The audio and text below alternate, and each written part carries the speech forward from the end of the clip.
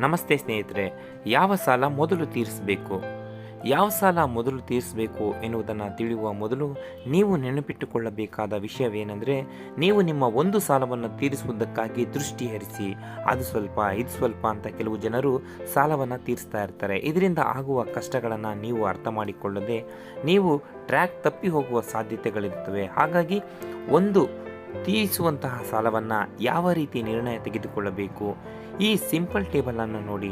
ನಿಮಗೆ 3 ಬಗೆಯ ಸಾಲಗಳಿವೆ ಎಂದುಕೊಳ್ಳೋಣ. ಅದರ ಬಾಕಿ ಇರುವ ಮೊತ್ತ ಒಂದು ಸಾಲಿನಲ್ಲಿ, ಕಟ್ಟುವಂತಹ ಬಡ್ಡಿಯ ದರ ಒಂದು ಸಾಲಿನಲ್ಲಿ ಬರೆಯಲಾಗಿದೆ. ಈ 3 ಲೋನ್ಗಳಲ್ಲಿ ನೀವು ಮೊದಲು ಯಾವುದನ್ನು ಕ್ಲೋಸ್ ಮಾಡಲು ಬಯಸುತ್ತೀರಾ?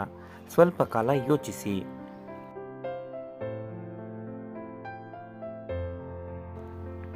ಕೆಲವರು ಏನೆಂದುಕೊಳ್ತಾರೆ ಅಂದರೆ, ಚಿನ್ನದ ಸಾಲ ಬಾಕಿ 30,000 ಇದೆ ಅಷ್ಟೇ, ಅದನ್ನು ತೀರಿಸಿ ನಮ್ಮ ಸಾಲದ ಮೊದಲ ಜಯವನ್ನು ಮಾಡಿಕೊಳ್ಳಬೇಕು ಅಂತ ಅಂದುಕೊಳ್ತಾರೆ.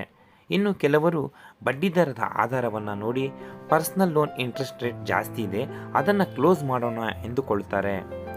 ಇದನ್ನೇ ವಿವರಿಸಿದಂತಹ ಪ್ರಪಂಚದ ಉನ್ನತ ಆರ್ಥಿಕ ತಜ್ಞರುಗಳು 2 ಸೂತ್ರಗಳನ್ನು ಹೇಳಿದ್ದಾರೆ. ಅದುವೇ ಒಂದು ಸ್ನೋಬಾಲ್, ಮತ್ತೊಂದು ಅವಲಾಂಚೆ.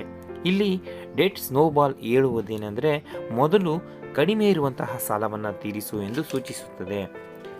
ಇದು ಬಹಳ ಸುಲಭವಾಗಿರುತ್ತದೆ ಮತ್ತು ಮಾನಸಿಕವಾಗಿ ನಾವು ಅಟ್ಲೀಸ್ಟ್ ಒಂದು ಸಾಲವನ್ನು ತೀರಿಸಿದ್ದೇವೆ ಎಂಬ ಆನಂದವನ್ನು ನಮಗೆ ನೀಡುತ್ತದೆ.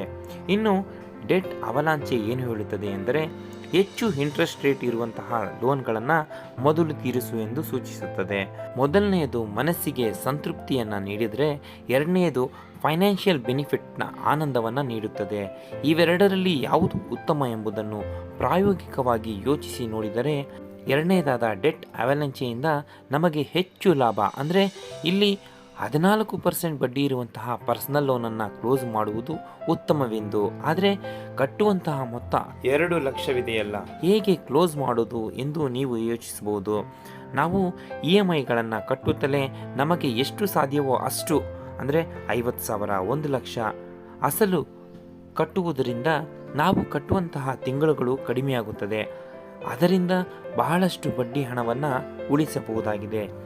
ಸ್ನೇಹಿತರೆ, ಇನ್ನಷ್ಟು ಫೈನಾನ್ಷಿಯಲ್ ಮಾಹಿತಿಗಾಗಿ ನಮ್ಮ ಶೇರ್ ಫ್ಯಾಕ್ಟ್ ಯೂಟ್ಯೂಬ್ ಚಾನಲನ್ನು ಸಬ್ಸ್ಕ್ರೈಬ್ ಮಾಡಿ.